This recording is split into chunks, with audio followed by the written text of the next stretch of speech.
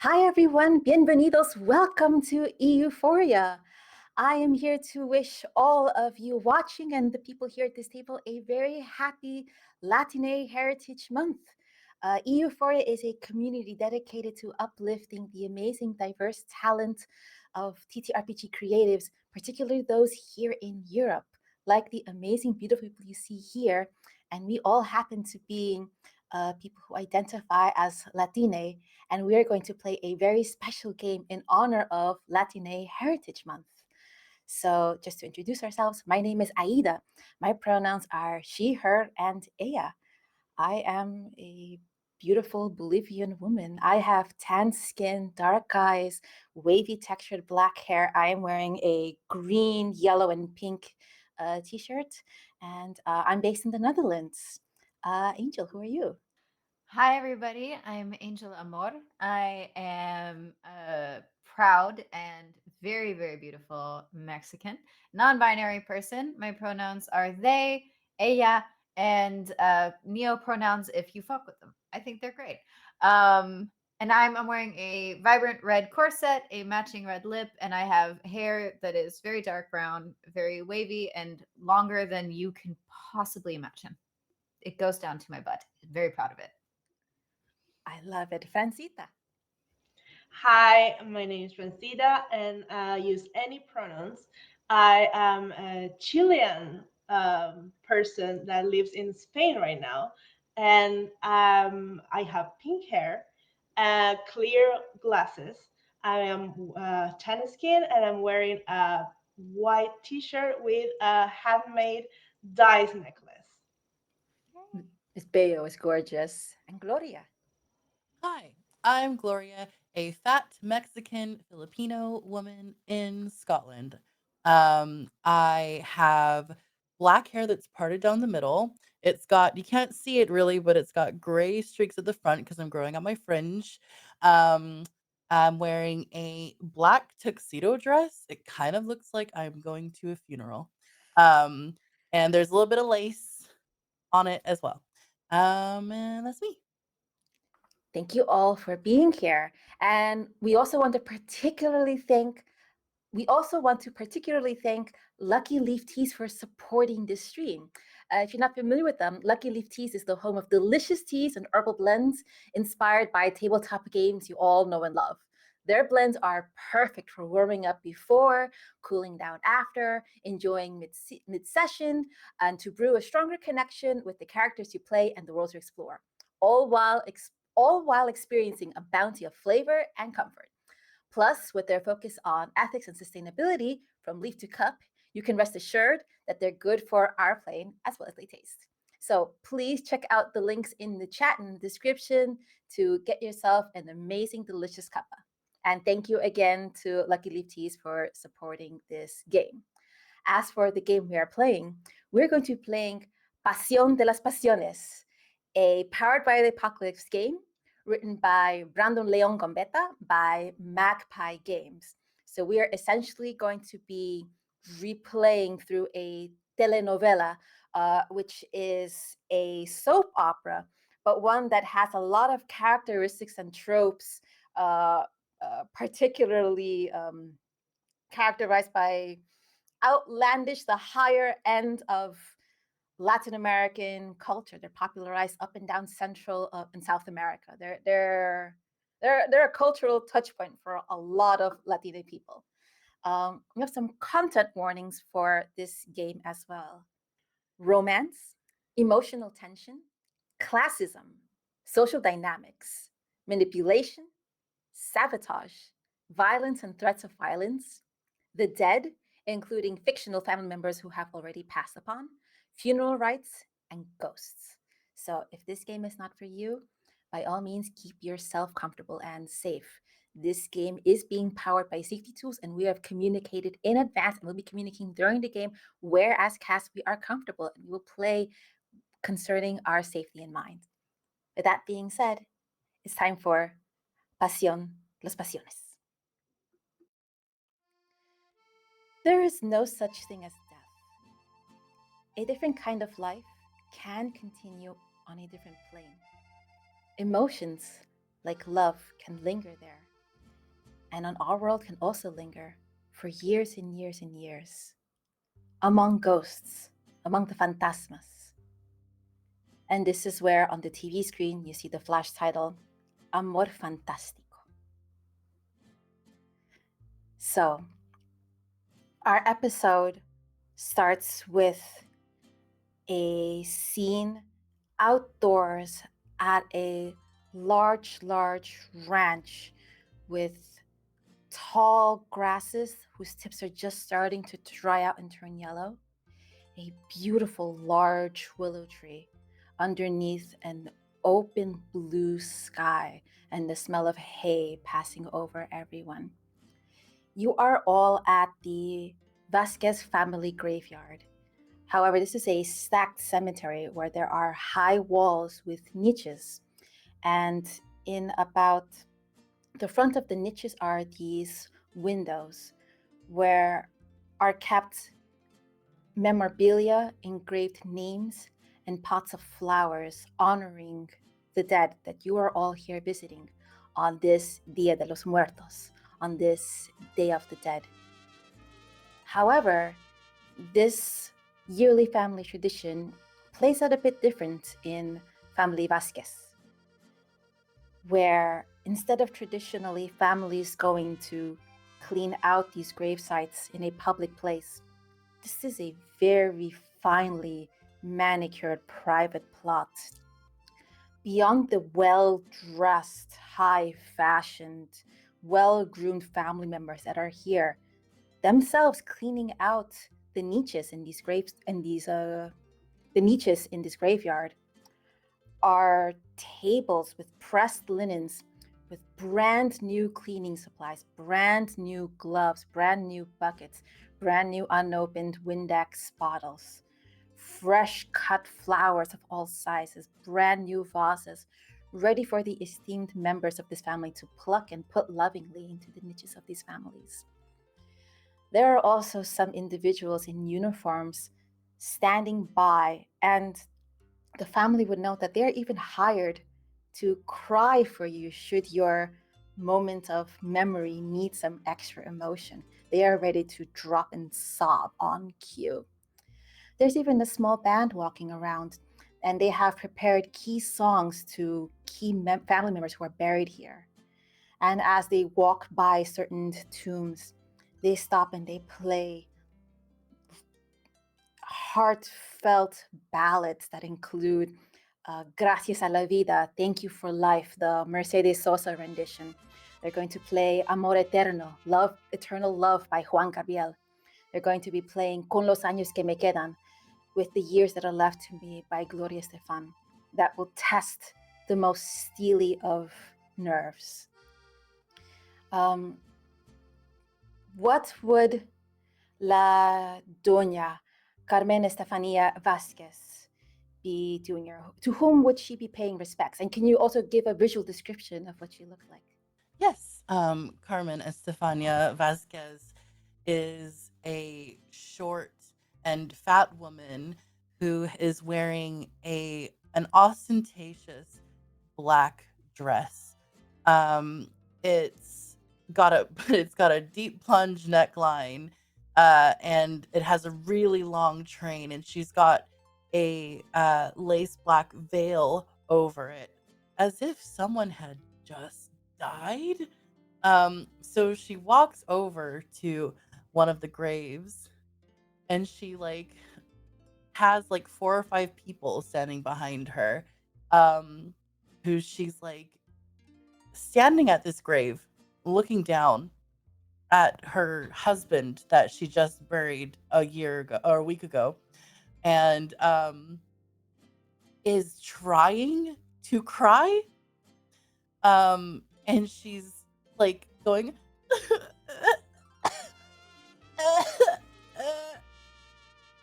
and she looks around at everyone. Cry with me. My husband. Immediately, a pair, an elderly looking pair, silver-haired braids on both of them, come over, and they just start sobbing, tears legitimately rolling over their eyes. Their chest heaving.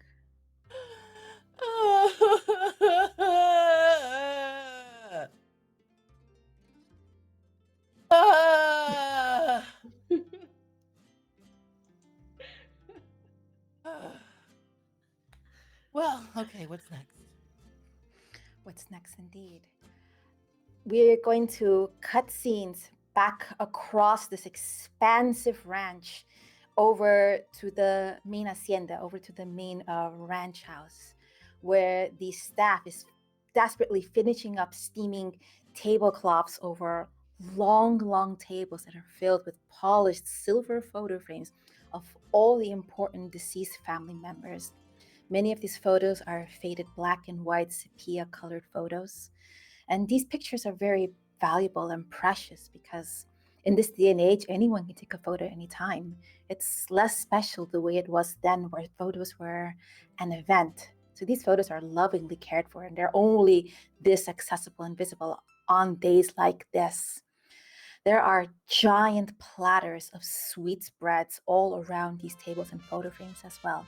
Some of these sweetbreads are shaped like people with faces made of sugar. Some of these sweetbreads are shaped like ladders to symbolize the descent of spirits from their realm into ours. Some are shaped like serpents, frogs, horses, llamas, which represent ancestral protector gods from ancient cultures. Some are shaped like horses for the spirits who prefer to ride into our realm instead of climbing ladders. Around these long, beautiful tables are also small ceramic bowls with salt to purify their stay and journeys into this world. There's also decorations made of cut, colorful papers, which crinkle and move as wind sort of passes through them. There are piles and piles of marigolds, cempasúchil flowers, these bright pom-pom red, orange, yellow flowers, and their sweet floral scent filling the air, surrounded by many more assorted flowers in all colors and sizes. There are piles of perfect looking fruits, bottles of tons of fine liquors, and a couple of glasses laid out with certain amounts of beverages. These drinks are for the spirits that will come to visit us. They are not for the living. There's also the woody, gentle, warm smoke of palo santo, of this sort of incense wood that is burning through the air, giving this light, sweet, woody citrus scents, and candles from all sorts of votive glasses. As carrying in the last big heavy table is El Caballero. Would our caballero please introduce themselves, describe what they are, and what's sort of going through their minds as they're doing the last bit of physical labor at the hacienda here? Yes. So Luis Alfonso de la Peña is um, is a tall man. Um, he's on the chubbier side. He's very strong because he is used to being the one that carries everything around here in the house. He's the one that always does any sort of like uh, physical labor that needs to be done. And he's happy to do it. He has been in the family ever since his father started working for the family years ago. His father has passed away since then, but he's very loyal to this family. He feels himself as part of it, uh, even though maybe some people do not agree with that. Um, he is helping carry the tables, and what goes through his mind is um, that this that La Doña wants this special day to go perfectly, and he will do whatever it takes to make it be so. So he is trying to organize people to put the tables wherever they need to be put. He was the one that especially arranged the paper, the paper decorations that were around the ofrenda, and yeah. Um, Pancha, she heard this older woman with very leathery dark skin, a salt and pepper braid that goes down to her hips, says, "Mijo, my son, this is beautiful. This is your father would be so proud, and you know that we are your family too, right?" Luis runs a hand through his light brown hair, and he goes. He always has this gesture whenever he's like nervous or like touched by what they are saying to him. He's like, "Yes, yeah, I know that, and I am very, very grateful about that every day. And everything here, everything today looks right? It looks okay." I still need to make the food for your papi. Tell me again, what was his favorite food? It'll be on the ofrenda for sure. Yeah. So he goes like, my papi liked a lot of different food, but I think he was always happier with an arepa. He was just like, simple food was always best for him. So just some arepas, some arepas Then would a be pile of arepas he is going to get. Okay, mijo, I'm going to go back to the kitchen and I'm going to take care of it. Okay, and Pancha runs off because she probably has a million other plates to cook. But Pancha is this miracle worker, and it will get done. nice. All right. The setup of the ofrenda, the sort of offering altar table, is completed, and the ritual cleaning and remembrance and crying and bereavement of the family past is also completed as the main family starts trickling into the hacienda, coming by, chatting with each other, looking fondly at photos. And I would guess somewhere around the last people trickling in, because an entrance is usually required, I think we hear someone saying, "Ay, llegó, she arrived. Belleza, what sort of entrance are you making?" Well, first things first, I have to make sure to conceal my actual mood because I am in mourning. And I am mourning my perfect little sports car that I hit something on the way here. So I had to park a little further away to hide that the entire front of the car is dented. And instead make a big dramatic walk-in exit, leaving everybody to guess, who did I come here with? Did somebody drive me? Did somebody drop me off? So nobody will know that my car is actually around the corner and very messed up. So I walk in, do the hair flip. There's always a convenient gust of wind whenever I come through doors or an archway of sorts, or really anywhere. So practical that way. And immediately I have a hand out, and then there is a drink in it of sorts from somebody. I don't really question it. It's just something that happens when I walk into a room. I think I'm just used to it.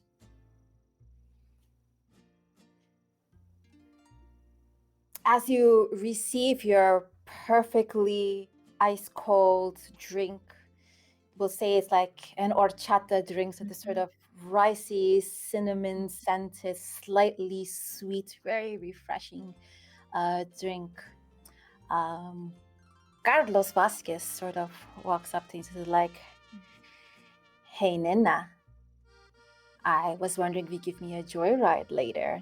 And Carlos is one of the young, good-looking figureheads of this family who might be poised to take over the business. To give a little background, the family business is the sort of family conglomerate that imports fine Latin American foods.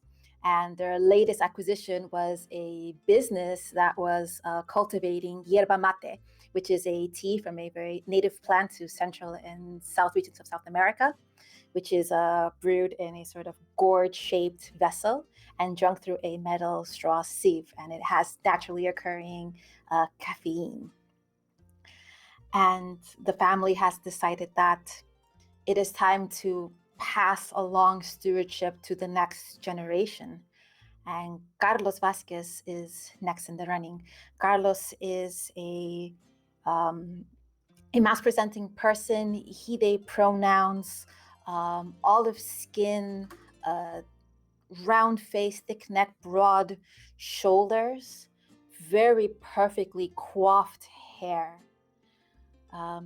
very easy and generous with compliments and kind words, very liberal with requests.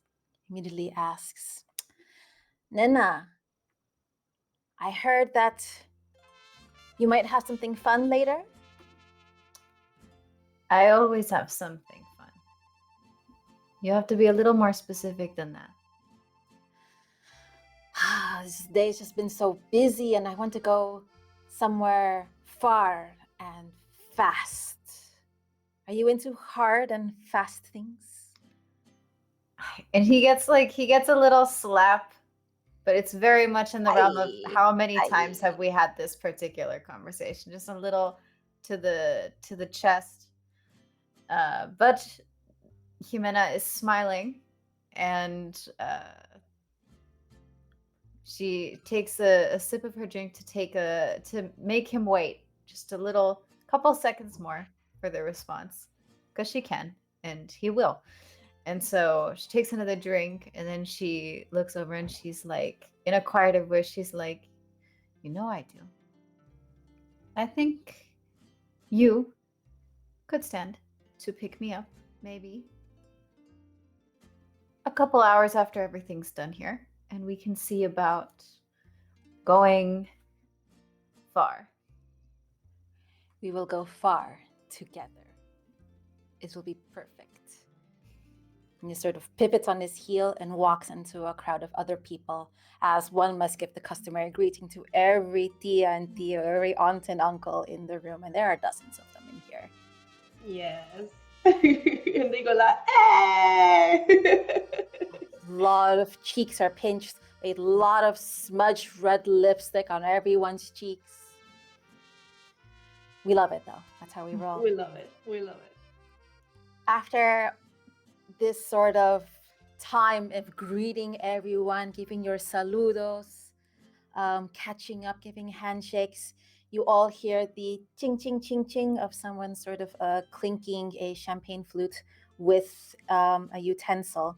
And by this point, everyone has also been handed out particular drinks to their choosings. And everyone sort of makes a large circle, and in the middle, you see speaking is Tío Juan, Uncle Juan, who you all know is currently the caretaker, the CEO, the owner of the family conglomerate at the moment. Tío Juan is a shorter, older man, very tight curled salt and pepper hair, very dark black skin.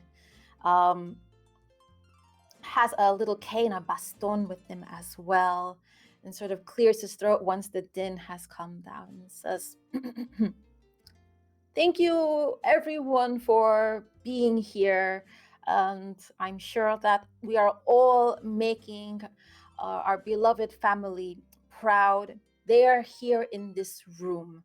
I can feel their love, I can feel their hope, and we are going to continue making them proud in the future.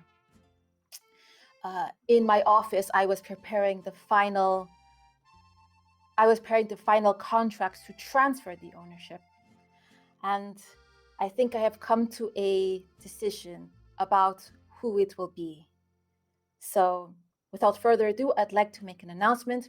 But first, I'd like to toast to La Familia, and raises their glass. A La Familia. And Tío Juan takes a drink.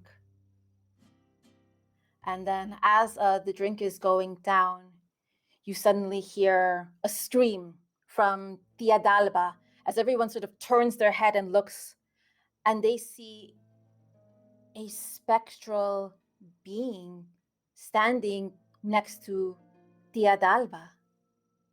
They see this sort of white and blue see-through outline of a person.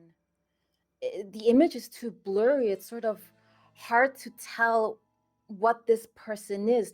They have a short stature, a shawl around their shoulders, um, a long pleated skirt, a bowler hat, and this strange sort of staticky figure sort of lifts a hand up, and someone screams, "Un fantasma, a ghost!"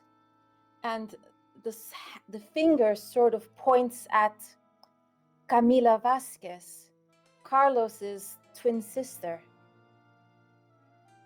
Tío Juan sort of turns around, looks aghast, and suddenly clutches his chest, clutches his neck, starts coughing, starts groaning, collapses to his knees.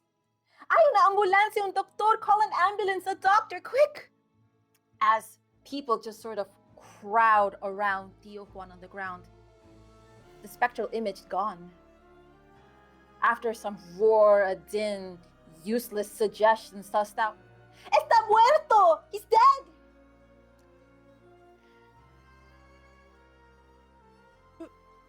Who is this man in relation to me? I'm going to say that this is probably your first cousin. Tries no. to cry again. My cousin! The tears. Runs over to him, is trying to cry, doesn't know what to do, but just like shakes him. No! Looks around to see if anyone's looking at her. Carmen, as you are shaking the deceased Tío Juan, your cousin Juan, on the ground, you sort of remember in the back of your mind, this we're going to use sort of a flashback mechanic, about 2 days ago, you had received a strange letter that was typed out, so there was no handwriting on it. You knew that a decision about the family, the transfer of power was coming soon, but you had received this cryptic note saying that you would receive majority shares if you back the right choice. And it didn't say who the right choice was? No, maybe this is what's going on. You're shaking the body of Juan while everyone's like, "Tío Juan, not Juan!" This could be thinks to herself in her head, this could be very beneficial to me. And looks at Camila. Camila Vasquez is someone who you're all familiar with as well. Carlos's twin sister, she, they pronouns. Also, olive skin, a bit of a taller, athletic build, but someone who is very stern, very inflexible, sometimes almost cruel and calculative, but the numbers always prove right when she has an idea. Hot. So hot. Yeah. I think what what Carmen's gonna do is she's gonna act really upset, and because the ghost pointed at Camila, she's gonna like carelessly drop Tío Juan and stumble on over to Camila and go, "Oh, did you see?" Just to see if she can like, what happened? Camila's eyes are open and her face is pale, but she's not making this sort of outlandish show of emotion. She's clearly shocked, but you would all know that she tries to be someone who is very composed in this moment. But there is this shaking to her. Her eyes are sort of wide and darting around, especially looking back and forth at Tío Juan on the ground. I think Luis would go to Jimena and kind of like, "Are you okay? Uh, do you feel well? This was like big a big shock."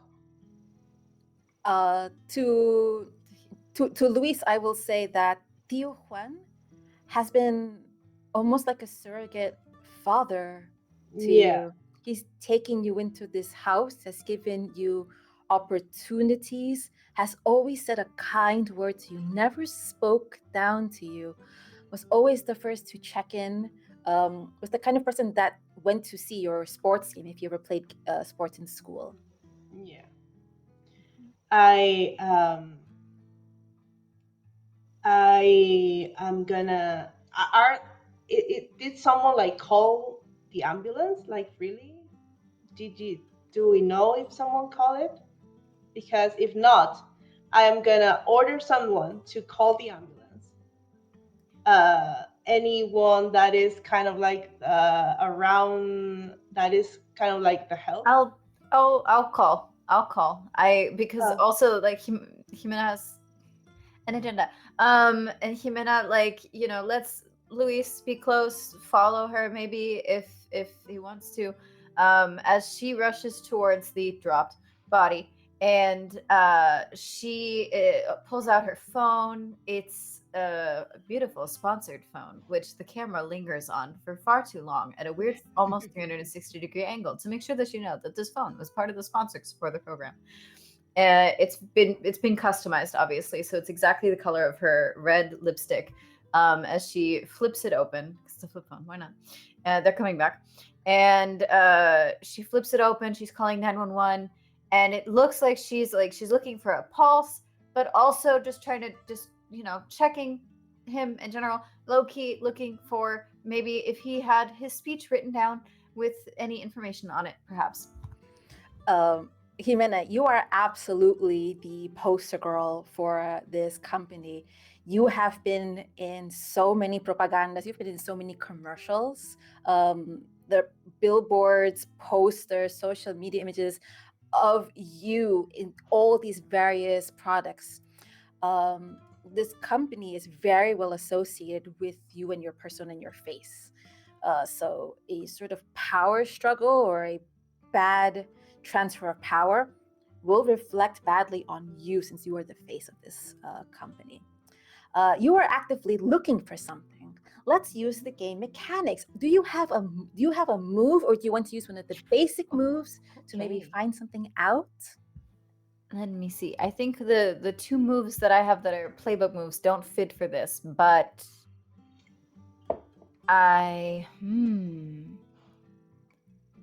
You have basic do moves. have yes. I think I could potentially spot something out of place. All right. The basic move, spot something out of place when you try to spot something out of place or in someone's personal space. So, have you been intimate with this person recently?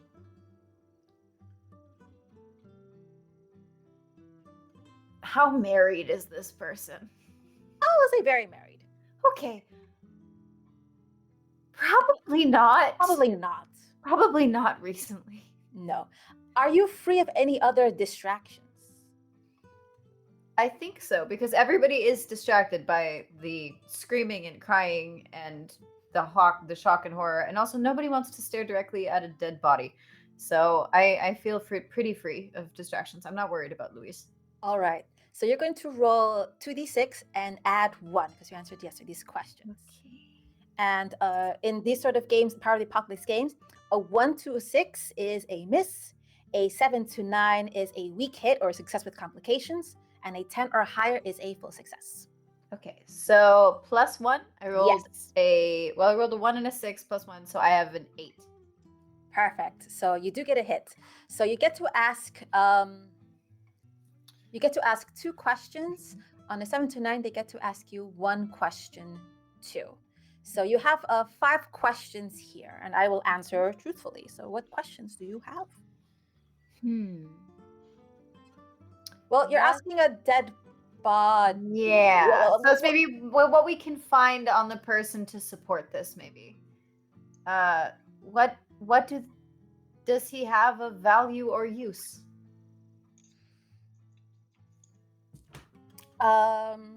If you're rifling through Theo Juan's Casually, yes. closet, he was wearing like a loose suit jacket, no tie, and you sort of lift the coat lapel to the inside pocket, and inside is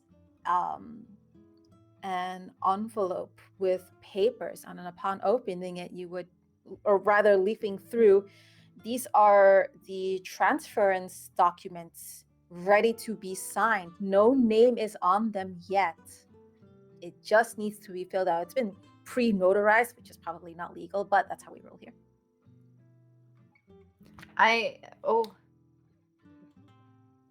Damn, wearing tight, tiny clothing. I shove it as smoothly as I can in here. It's tight in there. Right. And I get to ask you a Yes. question as well. Yes. Okay.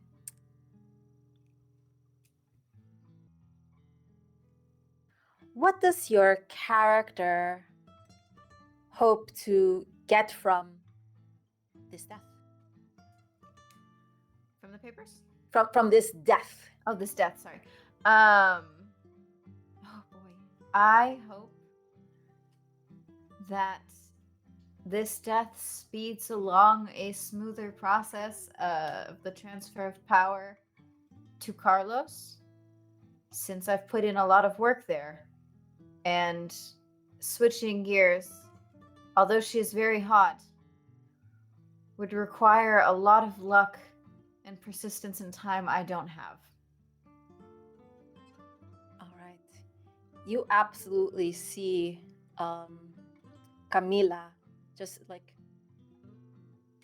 staring daggers in your direction as you are sort of Looting. clinked down and looting the body.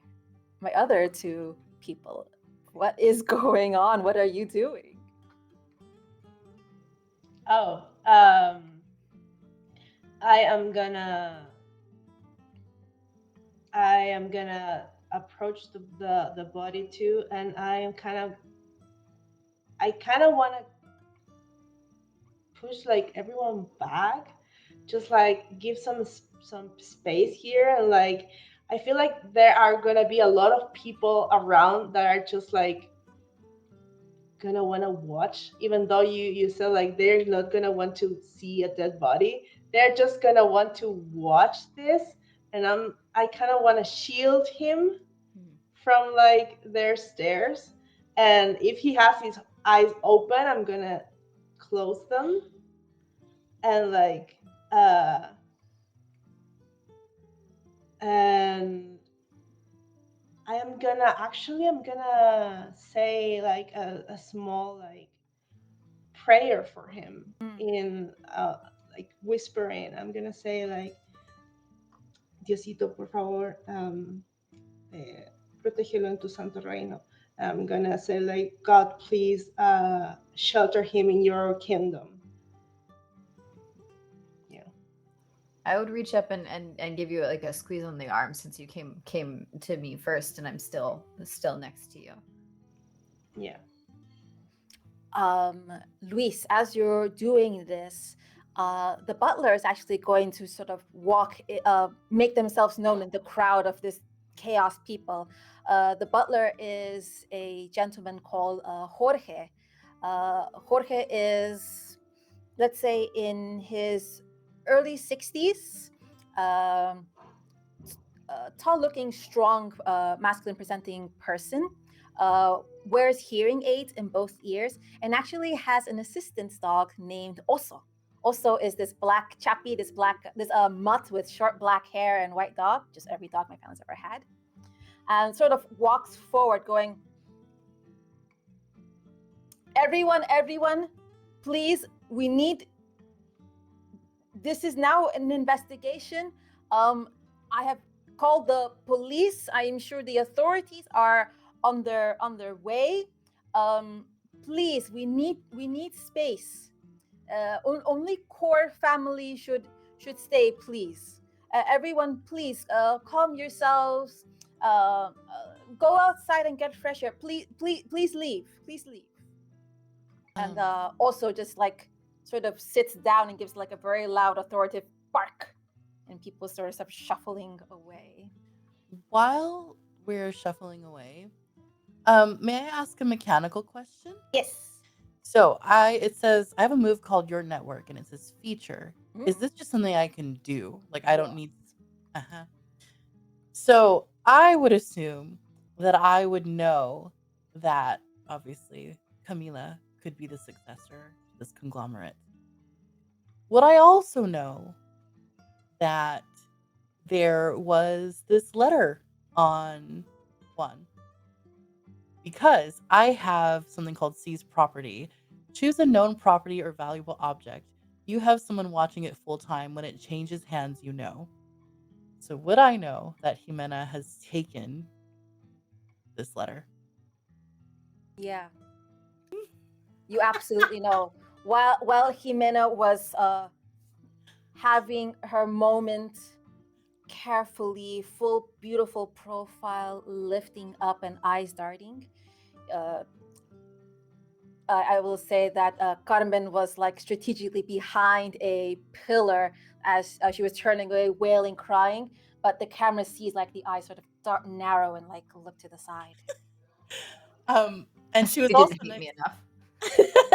And she was next to Camila as well, who was staring daggers at Jimena. So To make it spicy, Carmen is one of the people who would probably be intended to stay in this room. Carmen probably had power of attorney should things go tits up. Right, Donya? Uh-huh.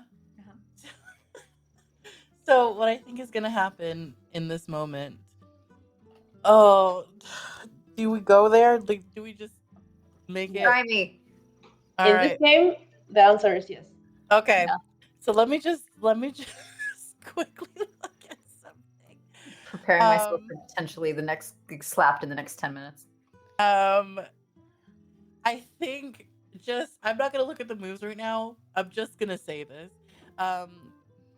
Looking at over this pillar, coming back like very cartoonish, going back to Camila saying, "You were going to be next in line, weren't you?" And then she looks over at Jimena and go, "Seize her! Seize her! Excuse you? You took something from one's dead body." I picked up something that he would probably want to stay safe. That's all. And it's safe in my hands. I Give don't it. believe it. I don't think so. Well, you need to believe me because if you don't, Carlos? Carlos saunters up and is like, "Mi amor." Mi vida. She is accusing me and I'm just trying to protect you. And then I'm going to give him the papers. I'm like, Mi vida? My life. I'm going to pull out the papers and be like, I found these sticking out of his jacket. And I know they'll be safe with you. You see this sort of wide, smarmy smile go on Carlos's face, and it's like, Tío Juan also thought of me so profoundly. I mean, he sent me for the 2 MBAs, and I did do all the homework and tests on time, even if someone else did it for me. But I have the papers to prove it, and sort of the hand sort of goes on the paper at the same time. What is happening as 2 sets of hands are on this paper? Oh my god. I'm gonna play my last hand of letting my thumb rub over his thumb as I hand over the paper. I think I would wanna. I don't like this because I am deeply in love with Jimena. So I don't like. I hate this. I'm gonna go like, but tío Juan told you to do this? Did you speak with? Is this at me or at Carlos? Yes, yeah, at Jimena. Jimena. Yeah. Jimena, I've spent so much time around this company and so much time with Tio Juan as the face. I know that the good of this company is what he would want to be protected from people who might try to manipulate it or endanger it. There's no name, and I'm going to say this very loudly to everyone. There's no name on the papers. See, sort of, as you say this in this different corner of the room, Camila sort of like turns and you see like this flash of like anger, betrayal, and regret across her face. I think maybe the papers would be safer with Jorge was his name? The butler is Jorge. Yeah. Because since we don't have a name yet, I think a neutral party should have them. Who's more Feel Jorge? neutral than the power of attorney? Anyone but you. The power of attorney. I am the power of attorney. I should have these papers. Jorge? Okay, Luis. So in Pasión de las Pasiones, or a lot of these games, NPCs also have sort of motivations, and if a certain thing happens to them or a character engages with them, they will essentially do a move. And Jorge's sort of hook to sort of get him to engage in the way you might want is to basically facilitate the drama to stop, like make a sort of logical decision, which Luis was the first to do.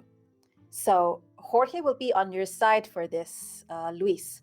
And Jorge will also temporarily remove one person from this scene.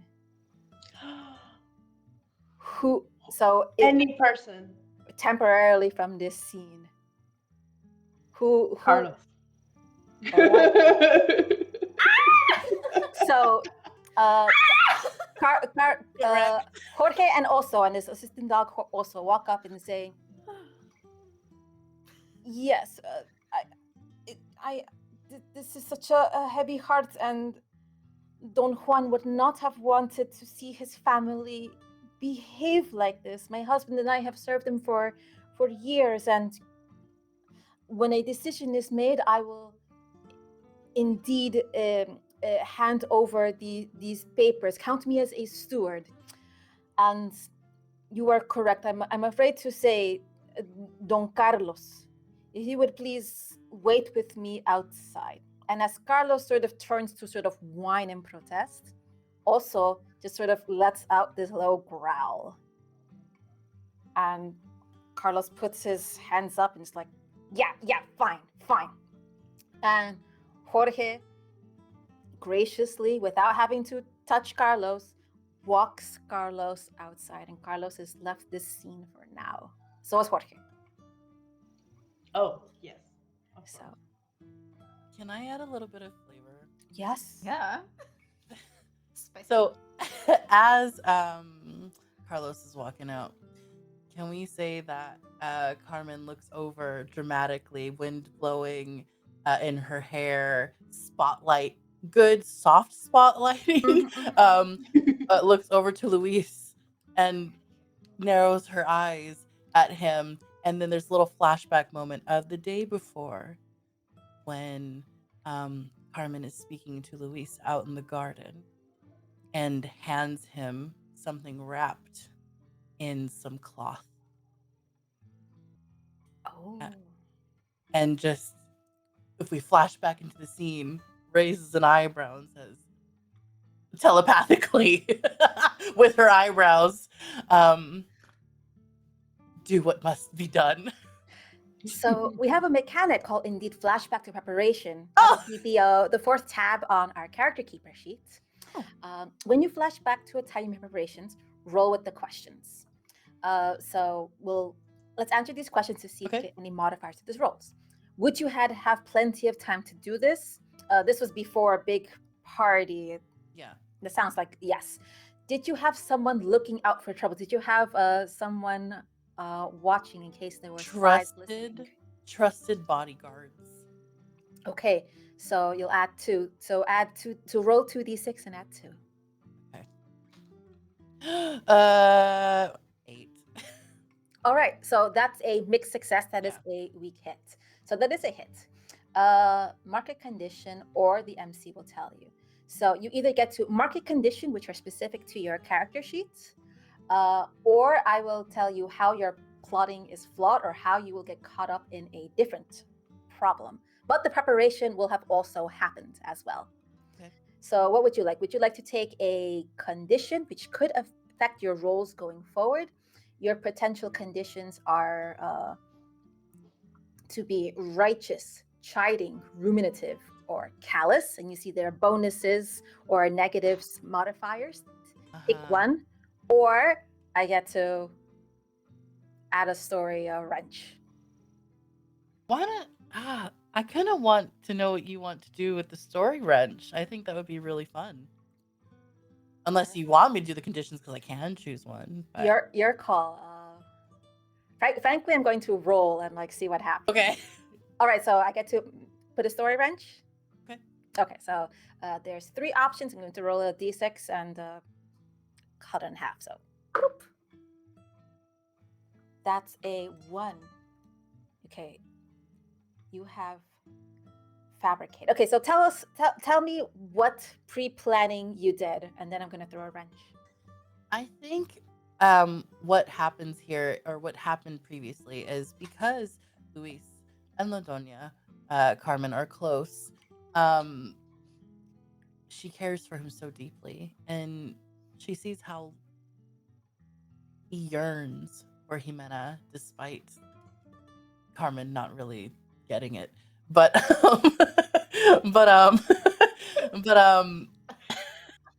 nothing petty whatsoever. She is like, you have to fight for what you want, and sometimes that means violence. And has encouraged him in whispers to again do what needs to be done.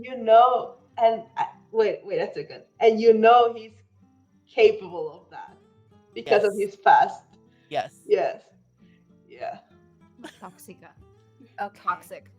I'm going to add a fabricated piece of evidence that might get you caught up in a different piece of problem.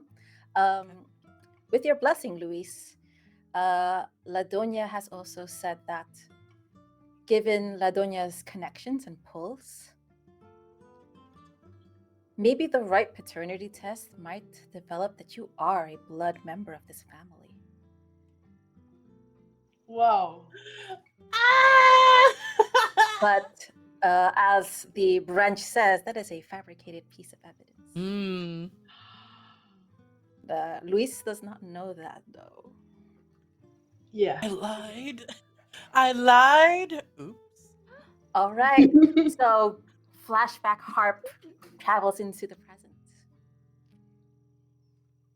I look back at LaDoña and I know what she's trying to tell me with the Latina look. Just like the intense Latina stare.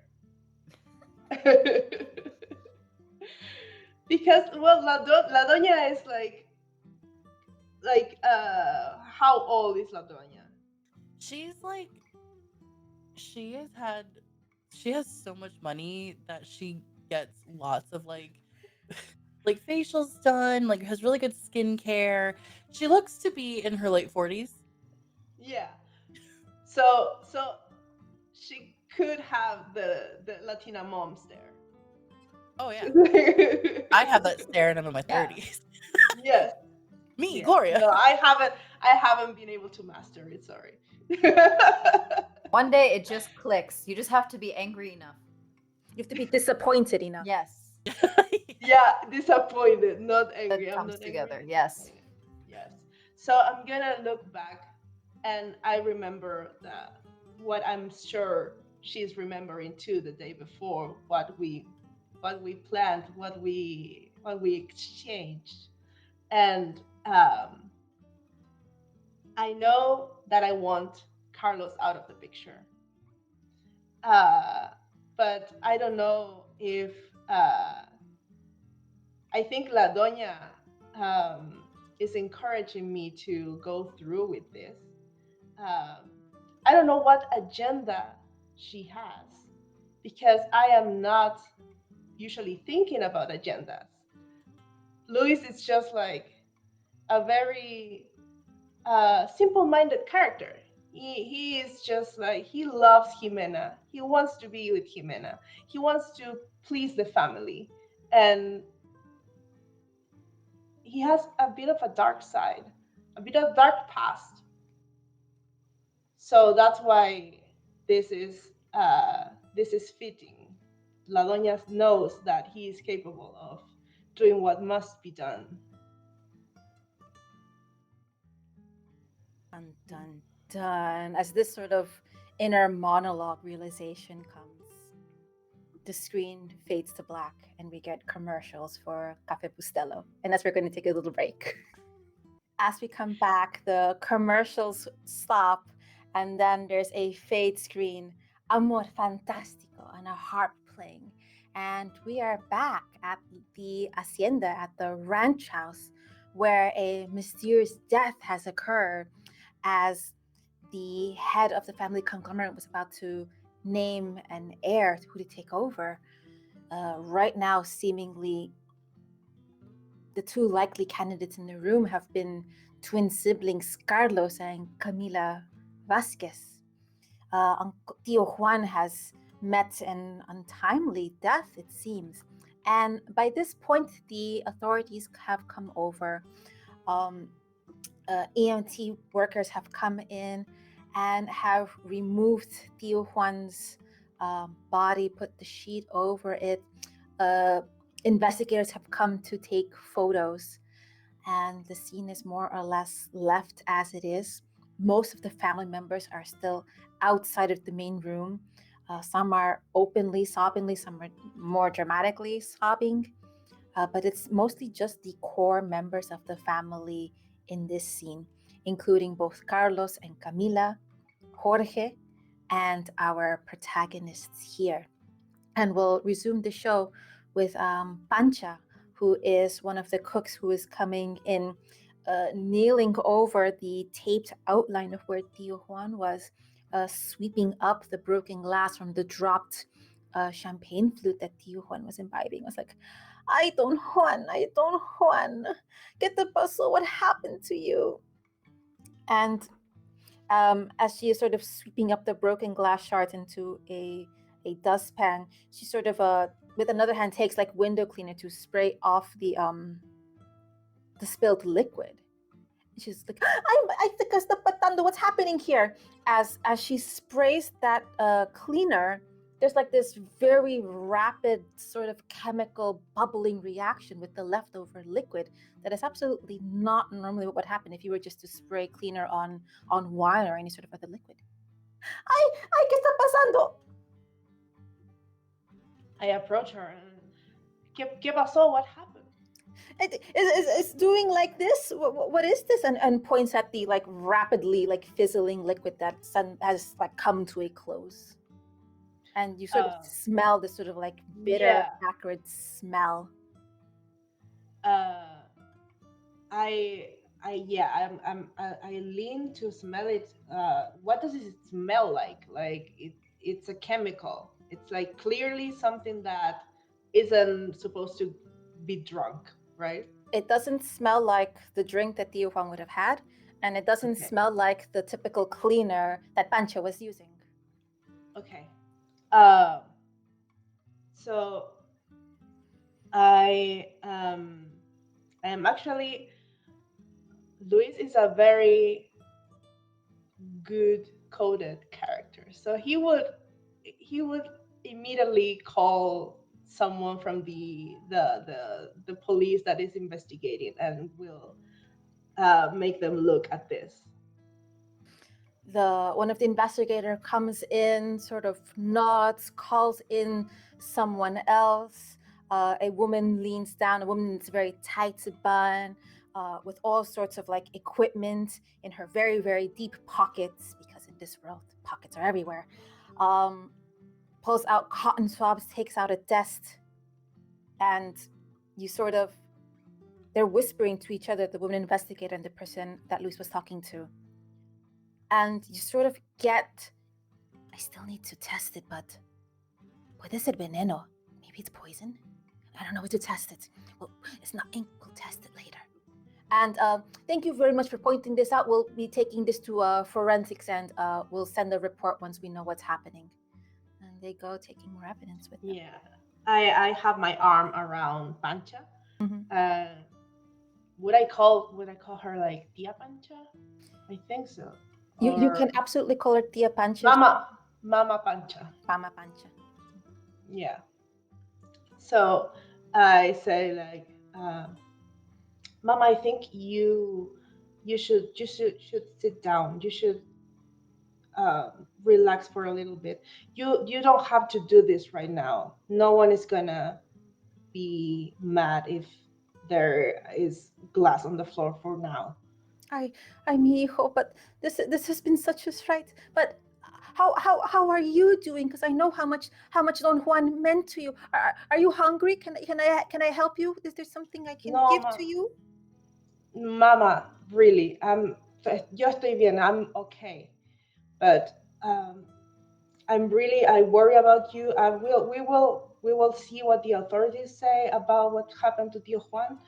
But for now, just relax. We don't want you to something happening to you too. Like, por favor, Mama. Ay, Please, Mama. Ay, mijito. So Pancha is one of these NPCs as well. And it's like, Francita, you are looking at my notes. But if you show compassion or vulnerability to Pancha, she will also offer later, when you need to bring out someone else's favorite food as a distraction method. So keep this in mind Ooh. for when you need it in the scene. Nice. But in the meantime, Pancha sort of remains in the room, but is sort of like on a single-seater couch, like along a wall, but is still very much in the room. And you just sort of see her like holding her hands together, her head over, and lamenting. Can I also like bring like an infusion to her, like a herbal tea or something for her to just like have in her hands, so she's not like, yeah. Absolutely, you can go to the kitchen and serve up a mate if you want. I don't think mate will be good for now because caffeine, but maybe just like a herbal tea, like manzanilla or something like that. Perfect. Yeah. So you whip up a chamomile tea for Pancha. Is anyone else in the kitchen, or are you all sort of in the main salon in the living? Carlos is being kept like somewhere further away. He's not in the main salon. He's like with the Jorge. I will say that since we're in a fresh scene, Carlos is back in the scene with Jorge, should Jorge be needed. Okay. I think I'm going to do damage control, and we'll have followed Luis to be in the kitchen as well. But kind of, staying back, letting him have his moment and his thing, and then it will come up to gently like touch like the arm and be like, Luis, have you taken a breath? Have you taken a moment? I am. Yo estoy bien. I'm okay. I'm not okay, but I prefer to see that everyone else is. Do you need a herbal tea? Do you need something? Can I get you something? Aw. He's so cute. Jimena does not think that. Okay, let's go. The separate. I think Jimena would be like, give like a little like stroke to like the cheek, kind of like, it's kind of like, like comforting, but also very much like, oh, and it's like, if she were more emotionally mature, maybe she would realize that taking care of people would make Luis feel better, but she isn't. So she's gonna be like, no, thank you, thank you. I just wanted to make sure that you were, you're not okay, but that you're, that you're hanging in there, that you're taking care of yourself, because you were so upset out there, after when there was the whole scuffle. Careful. Yes, I can say I am okay, but I just want to cooperate with the authorities as much as I can, so this can be resolved, and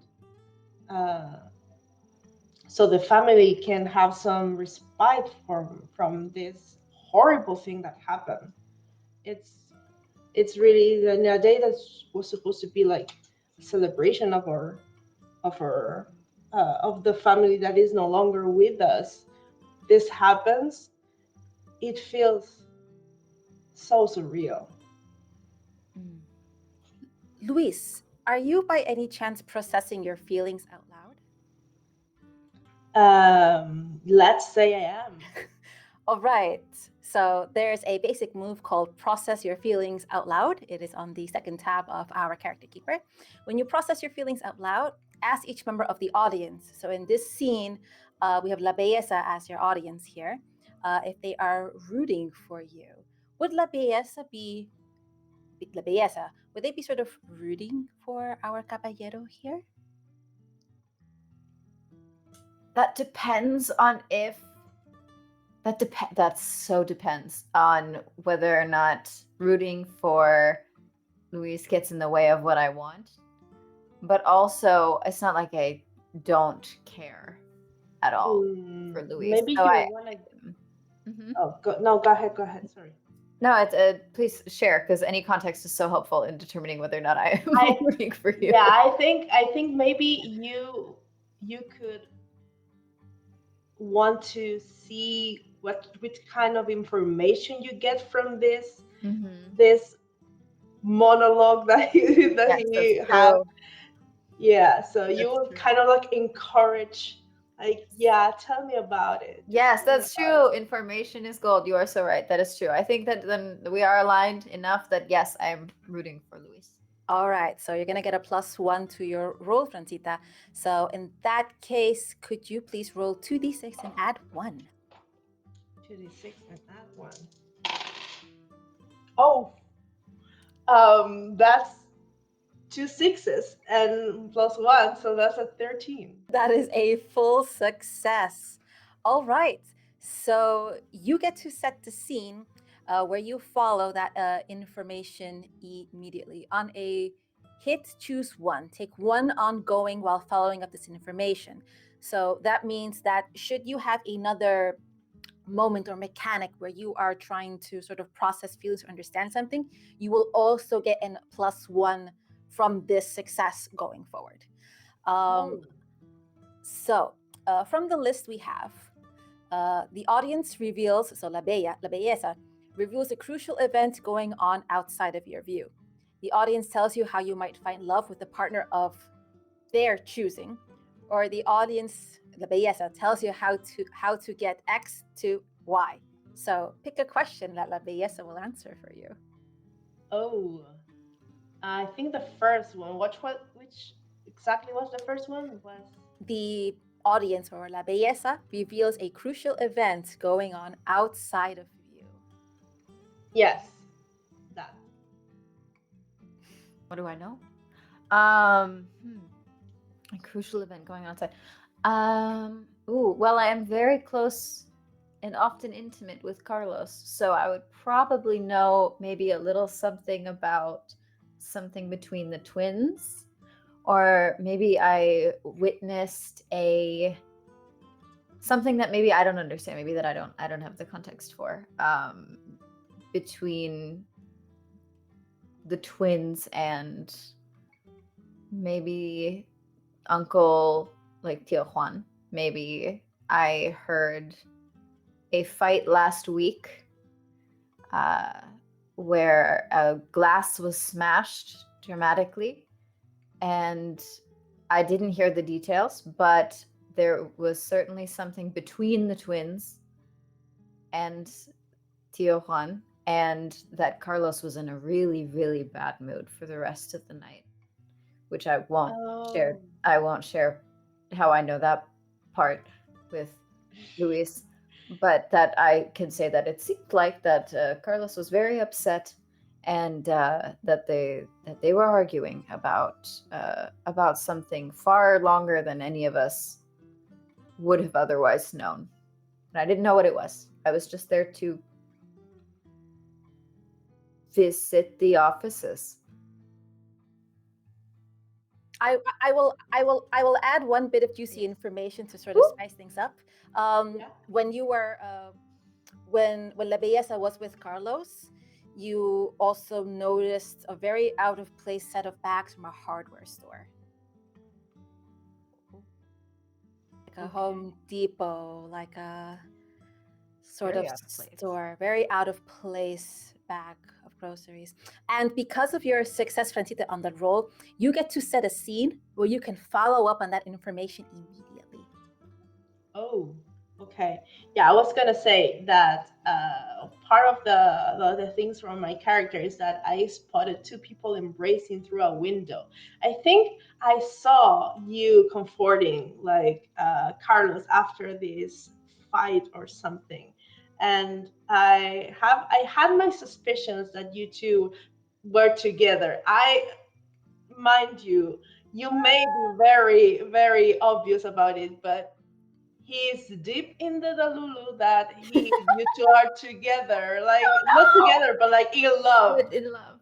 So yeah, so basically, I am gonna be like the scene that I'm gonna set is I kind of want to see what Carlos is doing or what kind of like uh behavior does Carlos have towards like in this situation. So I'm going to set it in a scene in which after we are in the kitchen, we go meet La Doña, and La Doña is talking to Carlos. La Doña is talking to Carlos, and it seems like Carlos is kind of like trying to comfort her. She's like still trying to fake cry up through this situation. So but like I think this is another situation in which they are trying to get information. So that the like I think La Doña and La Belleza are like very alike, and that's why they don't like each other. How dare you? I don't see it. No. Carlos is absolutely next to La Doña.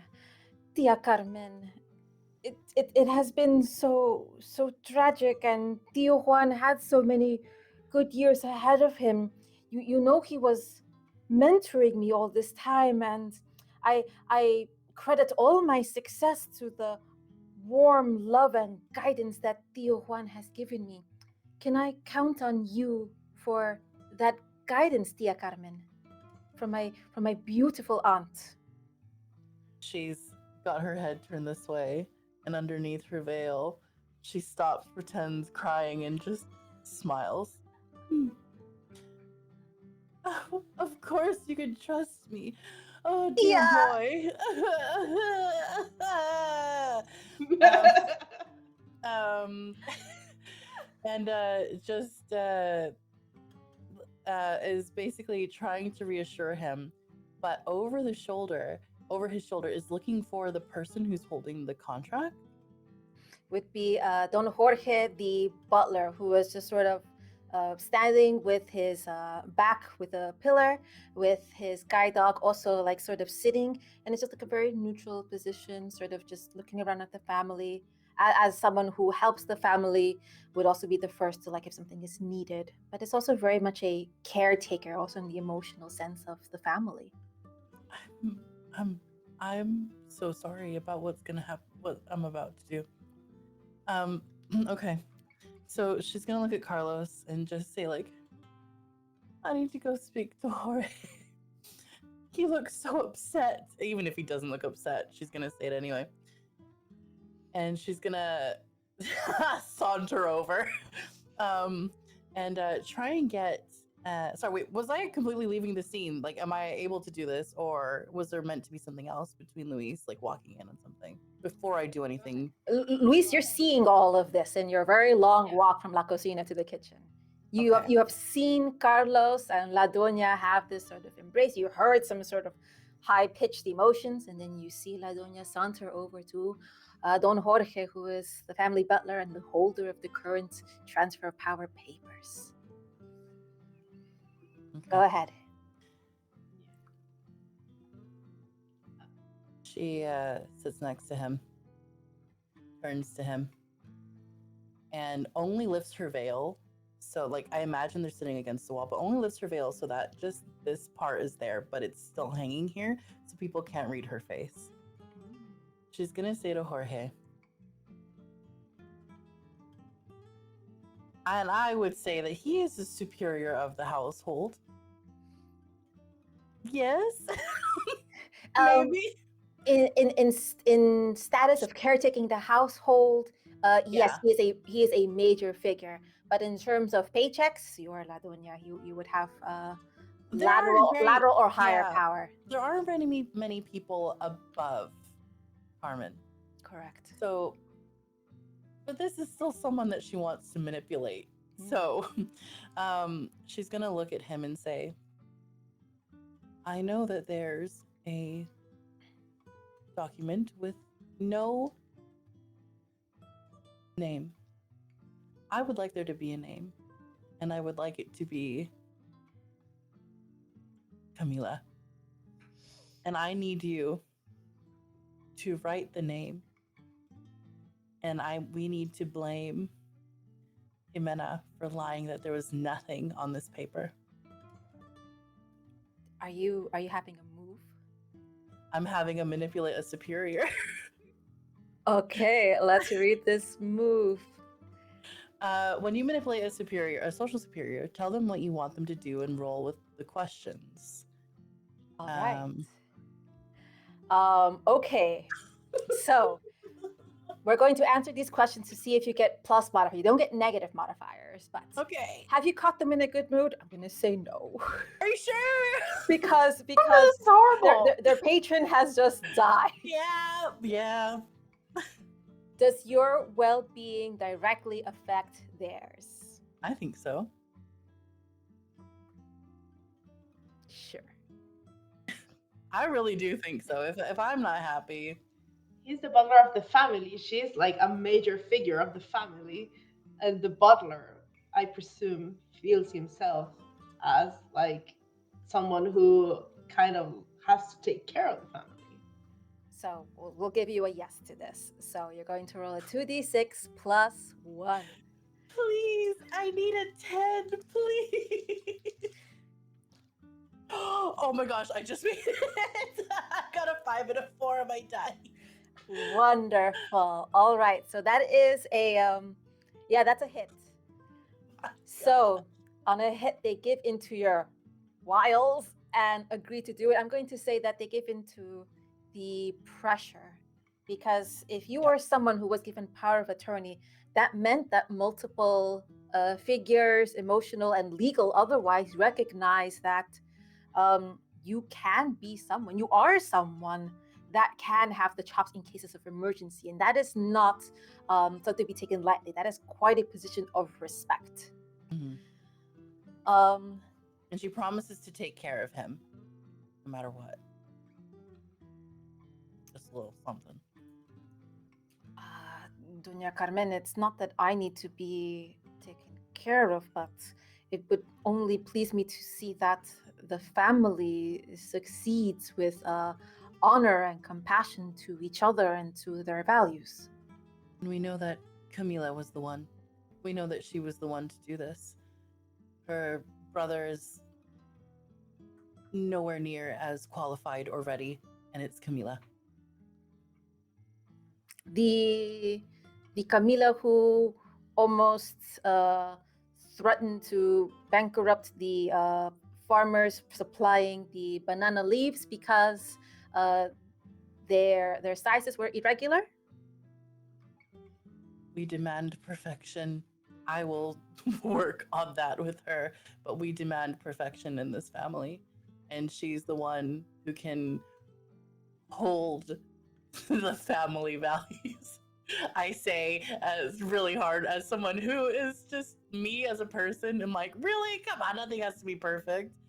But Carmen thinks otherwise, and it's like, we will work on that. But yes, if we need to bankrupt people in the process, sometimes we just have to. I say trying to convince myself in real life. Doña Carmen, I cannot doubt your own years of experience, and I am not so qualified to say who can lead the family, but I will take a leap of faith because it is you, Doña Carmen, and as Don Juan's steward, I was rather familiar with this handwriting. Sort of turns around, pulls out like his old trusty fountain pen, and sort of switches to his other hand and purses his lips a bit, gives a deep, heavy sigh, and puts in Camila Vasquez in pretty passing handwriting to Don Juan's. The other lines signing permissions were already pre-signed by Tío Juan and notarized over. Yep. I am screaming internally. So am I. And the camera zooms in as Don Jorge folds the letters back up and puts it back into their lapel jacket. Good Lord. Okay. Caballero, because of your wildly successful role, has cut a shuffling of papers. Yes, I was gonna say, please, can I have seen this? I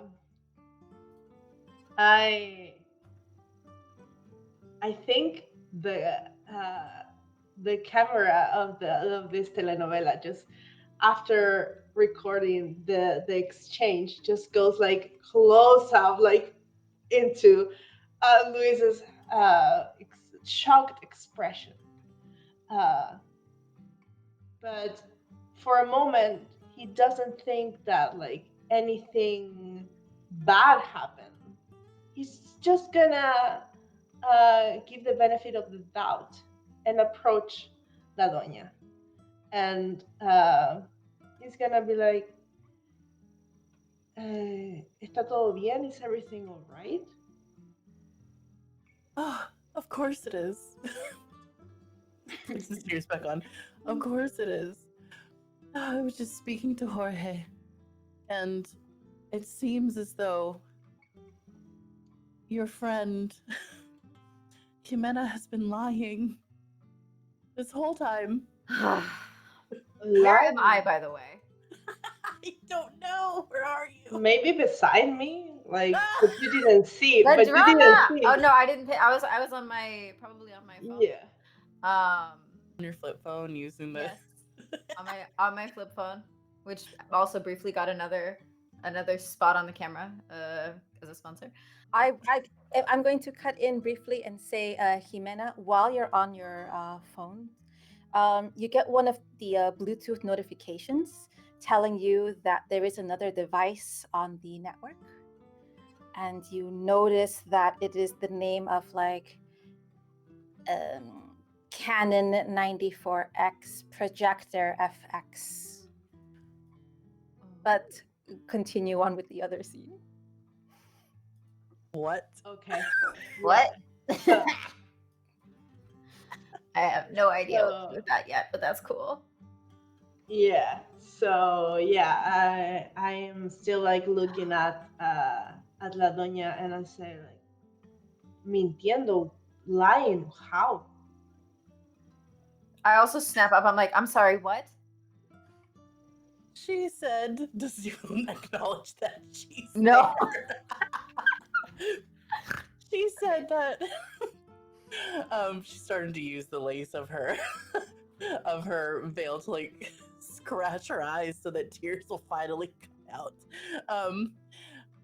She said that there was no name on the documents, but there was one. There's been one this whole time. That is not true.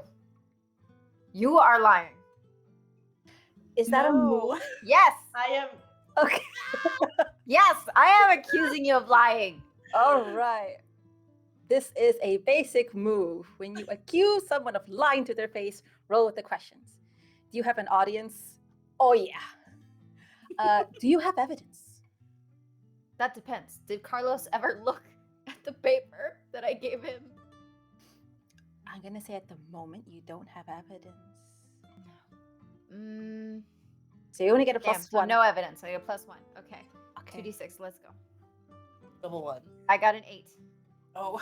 All right. That is a mixed success. You choose Fine. one of the following. You have 3 options. Choose one. You are right, despite what the audience has seen. They admit their falsehood or mark a condition, their choice of the condition. So this would be Doña's. They're surprised, scared, flustered, and they must act with desperation before they can act against you. I am right despite what the audience has already seen. Damn it. All right. Okay. Whew. So No.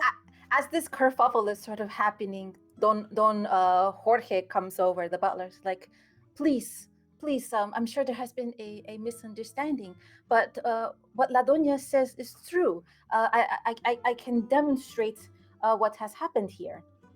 And Jorge pulls out the envelope, unfolds the paper, but I'm going to say that, you know, that sort of very heavy paper, linen, that has sort of like these shiny threads through it?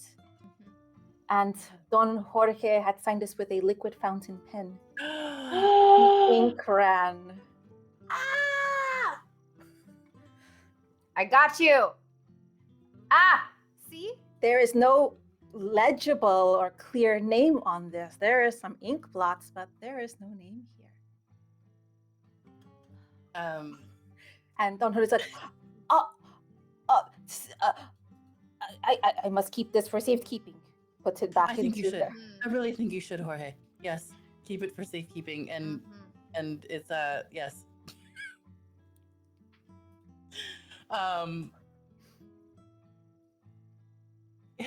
Nope, I have nothing to do. You have something to do. It's get stared at by me. Stared down. I'm gonna stare back through my veil. Veil's back over the face. Suddenly appeared. Can I because in this situation we don't know who was telling the truth and who was lying, right?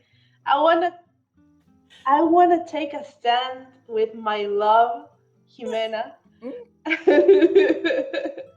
And I will side with her and that she was telling the truth.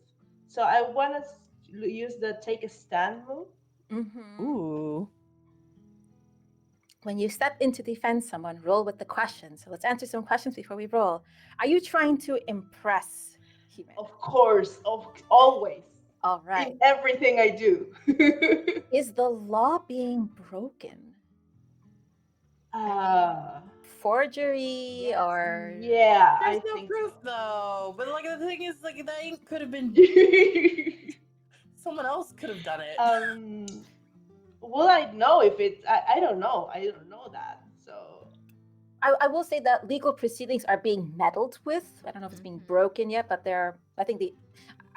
I think I would grant this unless I have a very strong case for saying no, but it leans yes to me. oh yeah, because well, if the question is was this forged or not, then I think yeah, like is the It involves a law being broken. Okay. Yeah. So you add 2 to your roll. okay. Dun, dun, dun. Oh, that's a bad roll. It's an 8. That is still a mixed success. So you do hit. All right. So you get to hold 1. That means for a next available roll, you can add 1 as well. While you stand in La Belleza's defense, hold 1 to. So next time La Belleza is going to be potentially attacked, you get to protect them and you get to take the hit and add the +1. Keep someone from leaving a room unless they go through you. Take +1 on striking out with violence against someone who threatens harm. So these are in your wheelbarrow. Should something happen, you get to sort of stand in place. So sort of a preemptive action. Great. I am carrying that what you gave me, by the way. Can I act with desperation? Yeah, you can. Okay. I am doing this for the love of the conglomerate. And I am also doing this for vengeance against someone who hasn't really done anything wrong to me, but she threatens me with her very presence. So Jimena. yes. Do I get a +2 to my roll? Yeah, you do. Okay. Okay, I got a 10. I got 2 4s. What does that mean? I managed to hold it together. Okay. When you act with desperation, you tell the MC what situation you want to avoid. All right. So, what is it you're trying to avoid or save yourself from specifically? Me and Jorge going to jail. We don't want to go to jail for this. All right. You sort of like, I imagine your face is like very flustered. You can like feel your heart pounding in your chest. If anyone were to just look at you directly, they would see you sweating buckets. But you have this beautiful black laced veil that is just like doing an excellent job. You are nothing but the picture of composure, but still like feeling emotional about what is happening in the appropriate way. La Dunya is someone trustworthy, someone who says their word. And if they say nothing has happened, based on the amount of respect that we have for La Dunya, that can't be taken for granted. Jorge is also someone who has been an upstanding member of this household. This is going to weigh positively in their favor. You think you're going to likely get away with this one right now, but you were very close to getting caught in a very precarious situation. Oops. What's Carlos doing right now? Good question. Carlos has sort of been like standing not too far from you, like almost like nibbling on their fingers, face going between smiling and face going between concerns. You see Camila sort of on the opposite side of the room as well. Also, their arms sort of cross, their foot like quietly but patiently tapping. And in this sort of moment of silence, as you're all sort of darting eyes at each other, all of a sudden, that ghostly spectral figure comes back in the same place you saw it during the original family gathering. It is the exact same image. You see the exact same arm raise and point in whatever direction it pointed originally, that Camila is not in. It just sort of points to an empty space in the room. Oh. Can I access the Bluetooth thing that like I'm sharing a network with? Yeah, you look at it on your phone and there's this device on Bluetooth. Can I connect to it? Yep. I am going to connect to it and select maybe one of the like hundreds of thousands of selfies that I have to upload to this device to project, I guess. And you see a picture of you being projected. You are leaning on some palm trees. You are like holding like this tied bundle of sugar cane. You're wearing a beautiful like sunset orange gown. Everyone, Okay.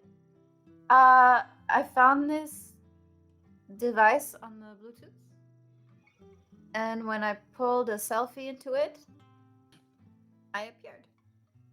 And as your finger points at the projection, you all see this. And in this much, much emptier room, you actually sort of see a line of light sort of coming from underneath like a two-seater sofa. And there is a projector hidden there. Luis, go get it. What is that? Yeah, I just want to say when you say that I connected to it, I'm like, oh, you're so smart.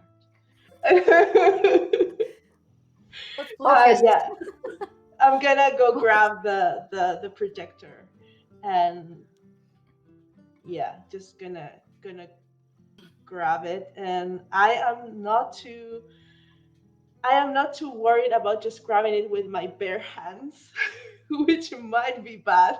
But I'm just gonna grab it, and who could have put this here? You reach down and you yank out the device. The projected image immediately goes out as all the cables are sort of dangling from it. And you sort of like, it's indeed this shoebox sized projector. You're sort of turning it over and around. And there is a barcode affixed to the back of it. And you recognize the company name. It is exactly the offices where Camila works. I'm going to dramatically point at Camila. Like behind you. Point. I look at Camila, and what does it mean?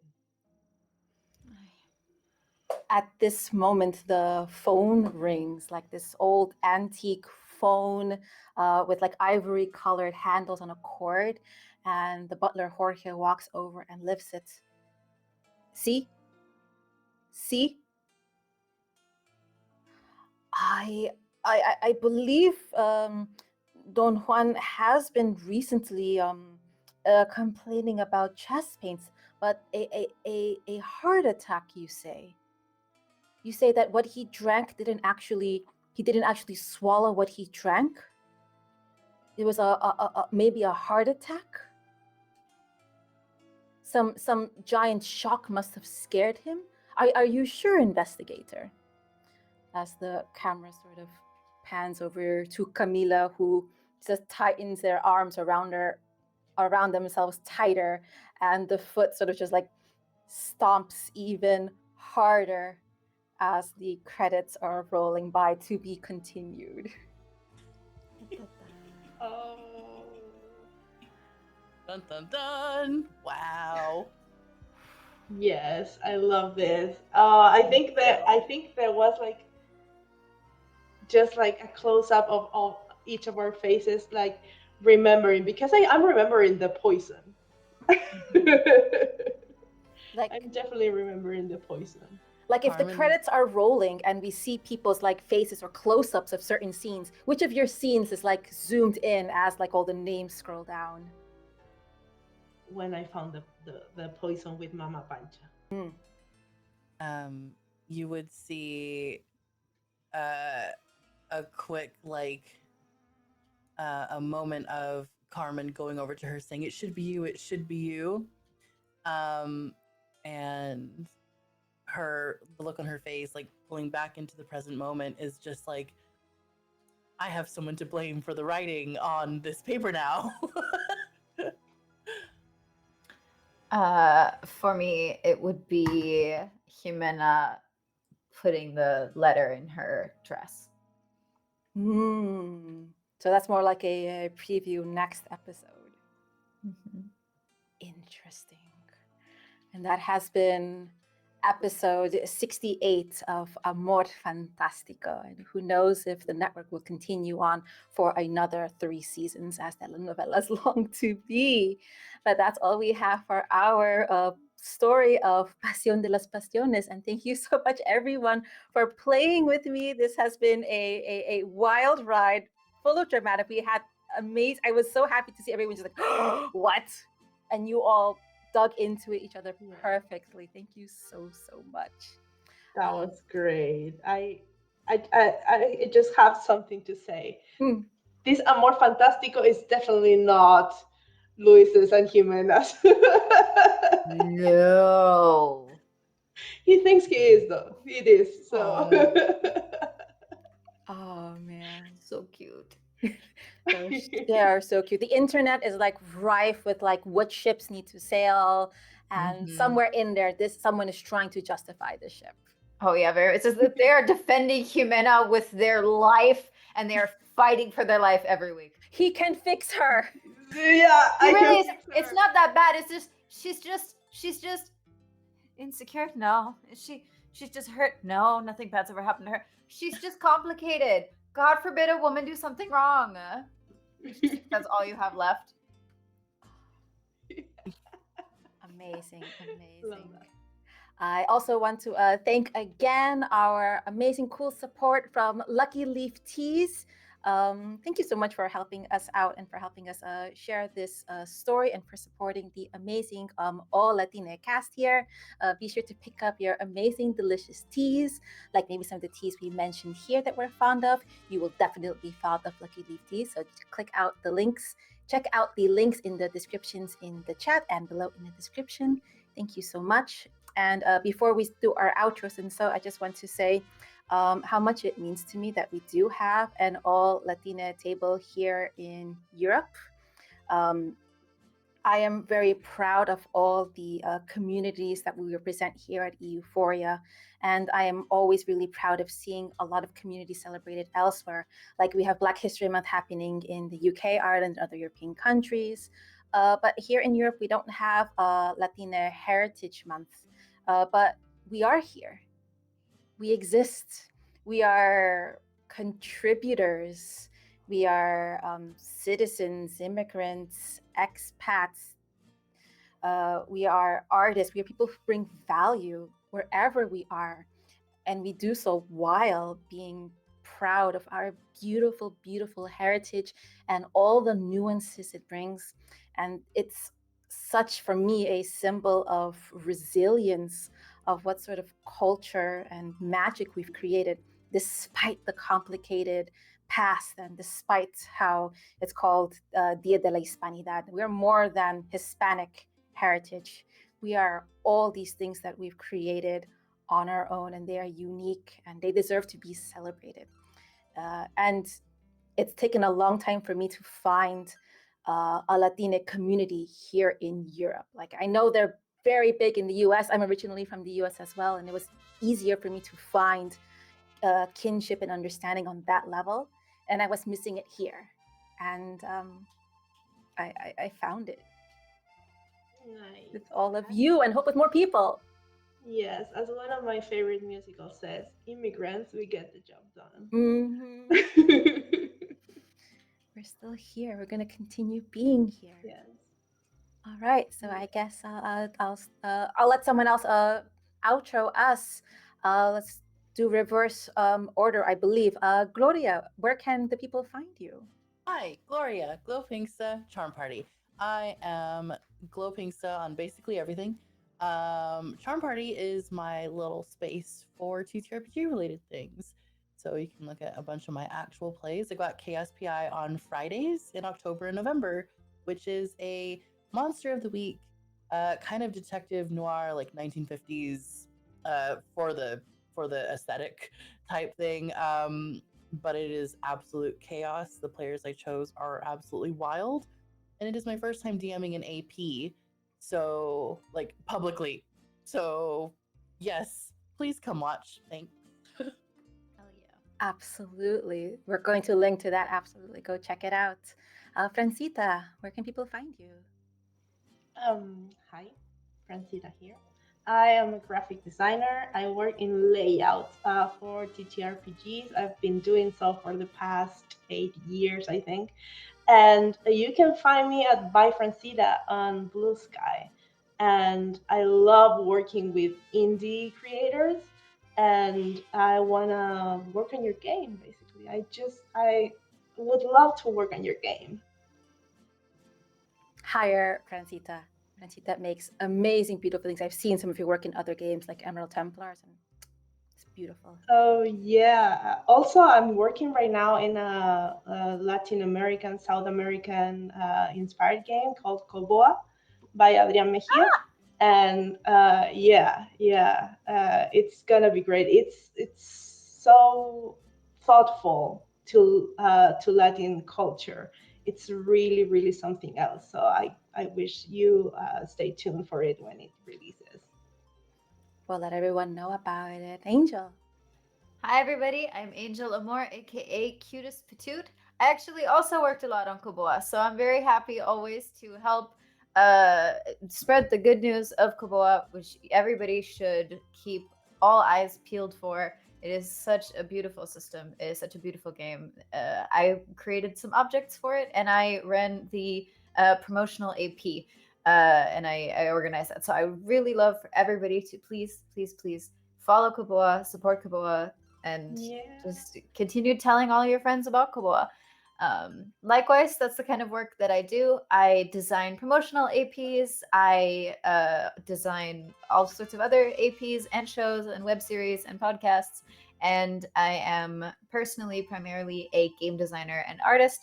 So keep your eyes peeled for me and my stuff, because I have a game coming out with a small batch publisher in January 2026. You'll be able to get a copy of New in Town, which is a Animal Crossing Wild World inspired self-care solo journaling game. Yes, all of the buzzwords that we love, that I designed on a show of mine initially called 10-Minute TTRPGs, where you should keep an eye out for all further iterations of, because I'm working on some really great stuff with it. So keep an eye out. You can always follow me at Cutest Patoot, or check out my games and follow me on cutestpatoot.h.io. Yes, Koboa is how I got to understand the existence of Angel, and I was like, that's a cool project. That's a cool person. I want to get to know that person. And here you are finally. And I've been Aida. You can find me at In the Pan with underscores on Blue Sky, though mostly I'm behind the scenes here at Euphoria. I'm a co-founder, and I'm often doing the back-end work, doing the production, doing video editing, making a lot of assets. So it's kind of rare for me to like be on this side of the production. I really love it a lot, and I'm really grateful that people are responding positively to this community, where we want to show that this is what a European table looks like. It is full of beautiful POC faces, of marginalized genders, of beautiful, beautiful queerness, people with people who are neurodivergent, people who are disabled. This is what Europe looks like, and I am so proud to be part of this amazing community, and I just had a great time. So please support Euphoria where you can. Follow Euphoria on the socials. We have a Patreon where if you have the means to support us a little more, we give a lot of behind the scenes content there. You get newsletters, you get first notices when certain casting calls are up. Join our Discord. We have a wonderful European community. We have a lot of community-only games that are all at European accessible hours, because we don't want to play anymore at 2 in the morning, because that's our experience. European Europe often. It's just a wonderful place, and we do have a private channel just for POC based in Europe, because it is a different experience, and one that we should relish in, to support each other and find the joy in. So yeah, come to Euphoria. Look at all the cool people here. Yes. Yeah. Thank you, Aida, for DMing for us. Yes, thank you. It was very good. You were nervous, but it was so good. It was so good. I was like anticipatory nervous, not like, I can't wait. Yes. Oh my gosh, how will it be? Yeah. Will he surprise me? I'm shocked, friends. I am shocked. I wish we could play more, but that's all we have in the cards this time. Next year's all Latin table will be more, bigger. Hell yeah. All right. So, friends, see you next time. Bye, bye, bye.